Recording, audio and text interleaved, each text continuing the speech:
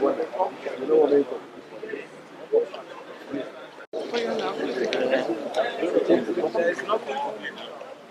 but have to. We just want to. Yes. Yeah, there were two matters listed for hearing today. The initial one that has been bringing us here had to do with PDP's case against Accord candidate for senatorial and House of Reps.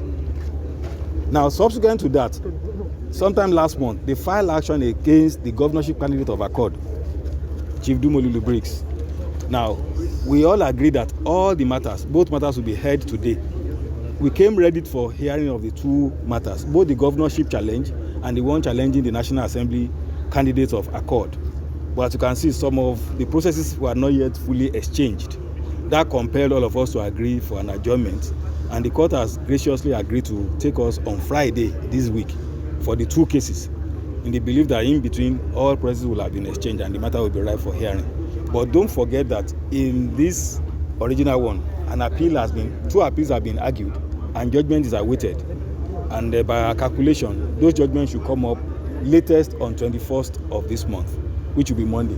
So it's even possible that the judgment will come up before that day, because it's 60 days. The judgment ruling of the court appeal again was on 23rd of September, and the court of appeal has 60 days within which to determine the appeal from the date of that ruling. We argued the appeal I think a week or two ago, and we are expecting that probably we'll get some indication from the court of appeal sometime this week when the judgment in the appeals will be delivered. So that may also have an impact on, not in the governorship matter, but in the National Assembly matter filed by PDP against Accord Party and their candidates over some things that happen within the Accord Party preparations for their primary, not even about the primaries. So it will be interesting to see how the judgment pans out. Thank you.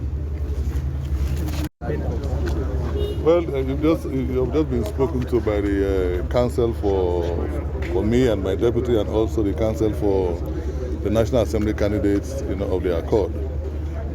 Apparently, processes have not been served on us. Unfortunately, I have even complained that they've not been served on these processes. So the matter can go on. So you can see that this is just a very deliberate attempt by the People's Democratic Party, to harass everybody else, waste our time, drag us here to court. They're not even in court. They didn't even bother to come to court today. But as very respectful, responsible citizens of this country, we're here. Each time the matter is called, we'll be here. I think that's the intendment of the People's Democratic Party. And you can see the number of senior advocates that were brought here to help prosecute, our defense.